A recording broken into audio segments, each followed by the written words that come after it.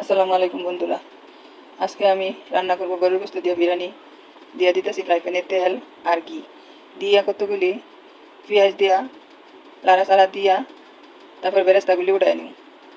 বেরেস্তাগুলি উঠায় নিয়ে দিয়া দিম কতগুলি আলুগুলি দিয়া লাড়াচাড়া দিয়া ভাজিয়া উল্টা পাল্টা করিয়া উঠায় নিতেছি। উঠায় নিয়া এর মধ্যে দিয়া দিয়াম 2.5 কেজি গোস্ত, গরুর গোস্ত দিয়া এটার ভিতরে পেঁয়াজ কুচি রসুন কুচি দিয়া সব মশলা দিয়া গোটা মশলা দিয়া আদা রসুন বাটা দিয়া কত মাহাজা কইরা পরে দিয়া দিয়াম 1.5 কাপ পানি দিয়া চুলার উপরে দিয়া দিয়াম। বন্ধুরা, যদি আমার ভিডিওগুলি ভালো লাগে তাহলে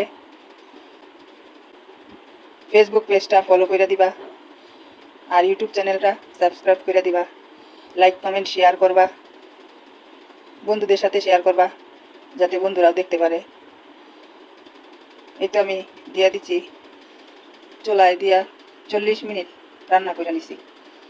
আবার লাড়াচাড়া কইরা দিয়া দিতাছি কতগুলি টক দই দিয়া কাঁচামরিচ দিয়া তারপরে সামান্য চিনি দিয়া সামান্য গোলাপ জল দিয়া আর কিছু দিয়া দিছি বেরেস্তা দিয়া আবার ঢাকনা দিয়া ঢাকা সাইডে রেখে দিছি। এই তো আরেকটা ফ্রাই প্যানে তেল আর ঘি দিয়া দিছি দারচিনি, পেঁয়াজ দিয়া লাড়াচাড়া কইরা দিয়া দিছি আর কয়টা গোটা মশলা দিয়া চাইল দিয়া আবার লাড়াচাড়া করতেছি। করতে করতে দেখি যে চাইলগুলি একদম জমাট জমাট হয়ে গেছে গা। এই তো চাইলগুলি একসাথে মিশা যায়, তখন দিয়া দিতেছি কতগুলি পানি। 1.5 কেজি চালের ভিতরে 3 কেজি পানি দিছি।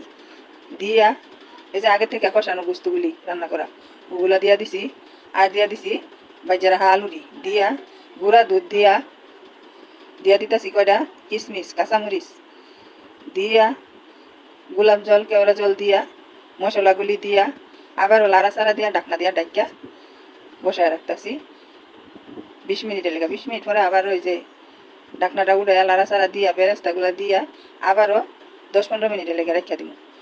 দিয়া দিব সামান্য ঘি দিয়া যে আবারও ঢাকনা দিয়া ডাক্কা রেখে দিতেছি